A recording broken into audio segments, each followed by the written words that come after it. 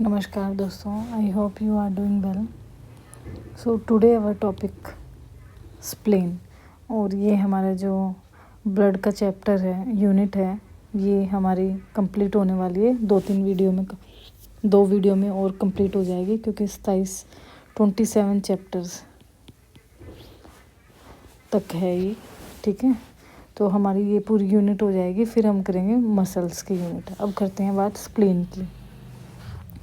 Spleen is a important organ in human body.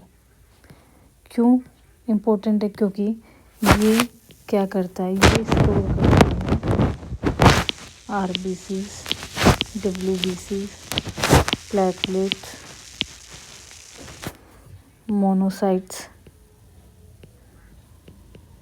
And lymphocytes.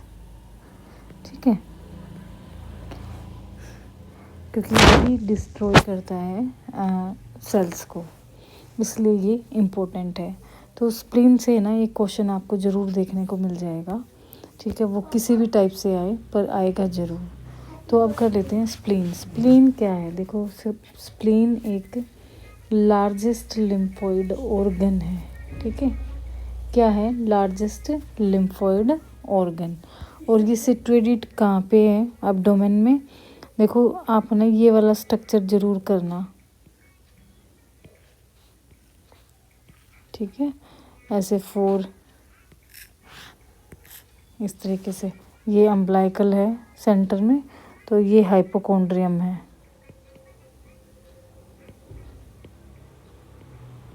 और ये epigastric है। ठीक है, तो ये ज़रूर पोजीशन देख लेना अपनी।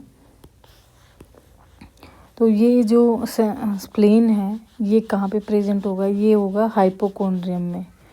कहाँ होगा? Left hypochondrium. तो upper left a part of the abdomen behind the stomach and just below the diaphragm, situated in the left hypochondria। ठीक है, स्प्लीन क्या है? हाईली वेस्कुलर है। अब देखो, सबसे पहले देखो, यहाँ नोट्स में, छोटे छोटे नोट्स में लिख लो अपने कि स्प्लीन क्या है। स्प्लीन एक लार्जेस्ट, ये क्वेश्चन आ सकता है, लार्जेस्ट लिम्फोइड ऑर्गन है। हमारी बॉडी में लार्जेस्ट लिम्फोइड ऑर्गन कौन सा है? वो है हमारा स्प्लीन। सेकंड क्या है? स्प्लीन जो है वो वेस्कुलर है, हाईली वेस्कुलर। ठीक है, सिचुएटेड हाइपोकॉन्ड्रियम, हाइपोकॉन्ड्रियम।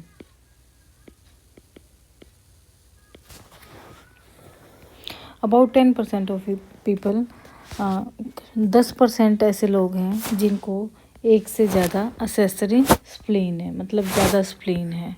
ठीक है, which are situated near the main spleen. जो मेन स्प्लीन है वहाँ पर वो प्रेजेंट होते हैं।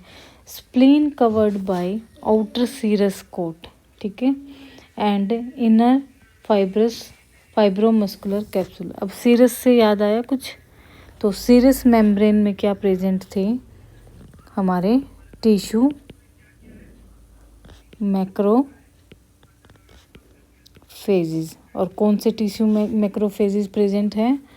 फिक्स, इससे पहले वाली वीडियो में हमने देखा, fix reticulo endothelial cells present है। ठीक है, अब स्प्लीन डिवाइडेड इनटू, इसमें जो स्प्लीन है ये 2 पल्प में डिवाइडेड होती है, एक रेड पल्प और एक वाइट पल्प। और किसके कारण? Parenchyma of spleen is divided into red and white pulp.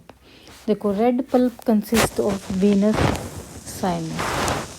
ठीक है, ये किससे बनता है? ये वीनस साइनस से बनता है। And cord of structure like blood cell, macrophages and mesenchymal cells. और white pulp is similar to that lymphoid tissue. It has a central artery which is surrounded by splenic corpuscles or Malpighian corpuscles. These corpuscle are form by lymphatic, ये दोनों जो corpuscles हैं ये किससे बनते हैं?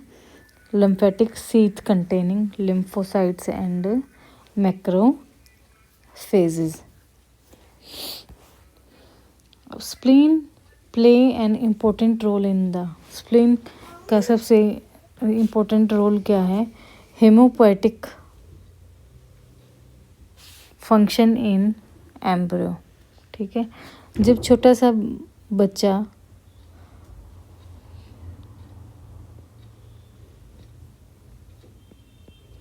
ठीक है, जब छोटा बच्चा पेट में होता है तो क्या होता है? लीवर तो बना नहीं होता है, तो स्प्लीन जल्दी बन जाता है, ऑर्गन्स आगे पीछे बनते हैं सारे। ठीक है, तो यहाँ पे स्प्लीन ही क्या करता है? वर्क करता है। Produce during the hepatic stage spleen produce blood cells along with liver. ठीक है, तो लीवर के साथ साथ जो स्प्लीन है वो भी क्या करेगा? आरबीसी सेल्स प्रोड्यूस करेगा। ठीक है, ब्लड सेल्स प्रोड्यूस करेगा, यहाँ पे डिस्ट्रॉय नहीं करेगा, प्रोड्यूस बनाएगा। इन कई स्प्लीन का एक और वर्क है, ये रिस्पॉन्सिबल है जैसे ही हमारे बॉडी के अंदर आरबीसी सेल्स की, ब्लड सेल्स की जब कमी होती है तो स्प्लीन क्या करता है? स्प्लीन हमारे आरबीसी सेल्स को रिलीज करने लग जाता है।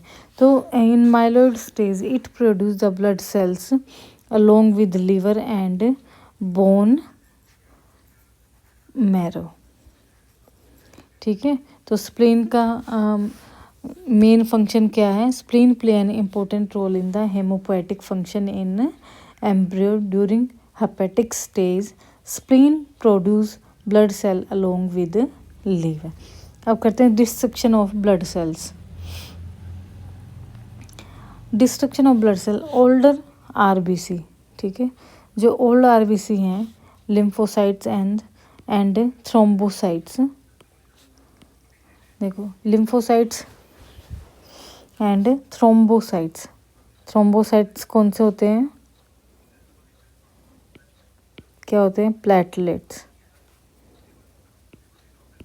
Are destroy in the spleen.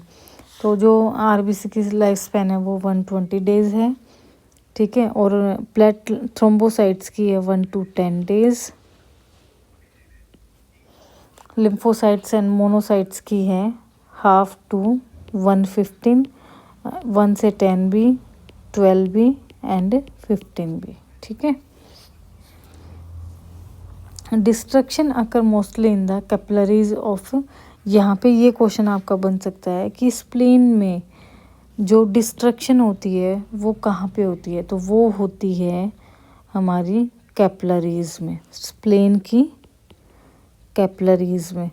Because splenic जो कैपिलरीज है वे थिन ल्यूमेन, उसका कारण क्या है?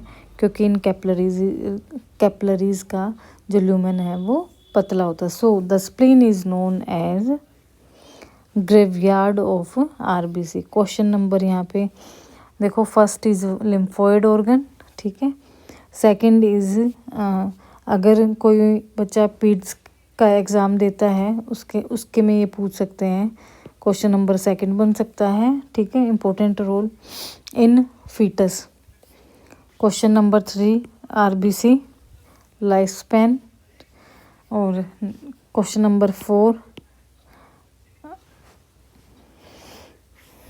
नंबर 4 यहाँ बन जाएगा आपका कि जो स्प्लीन है आरबीसी की डिस्ट्रक्शन कहाँ पे होती है? तो वो होती है कैपिलरीज में। और कैपिलरीज में क्यों होते हैं? क्योंकि उन कैपिलरीज का जो ल्यूमेन है वो पतला होता है। सो स्प्लीन को यहाँ पे ग्रेवयार्ड ऑफ आरबीसी भी कहते हैं। ये क्वेश्चन आ चुके हैं। क्वेश्चन नंबर 5 कि आरबीसी का कब्रिस्तान कौन है, कौन सा ऑर्गन है? तो वो है स्प्लीन। ठीक है, और अगर लीवर आई और ए भी दिया हो तो ये दोनों होंगे। सो ब्लड रिजर्वायर भी कौन है? Blood reservoir function, in animals में spleen store large amount of blood, ठीक है। एनिमल्स में लार्ज अमाउंट में स्प्लीन में ब्लड स्टोर किया जाता है, करता है, बट ह्यूमन में large number of RBC are store in spleen, ठीक है। एनिमल में तो जो स्प्लीन है, एनिमल की जो स्प्लीन है उसमें ब्लड स्टोर किया जाता है, पर ह्यूमन बीइंग में लार्ज नंबर से RBCs store in spleen are released from spleen into circulation during emergency condition like hypoxia and hemorrhage. अब है role in defence of body. Spleen filter the body by removing the micro organism. अब है important इसकी applied physiology.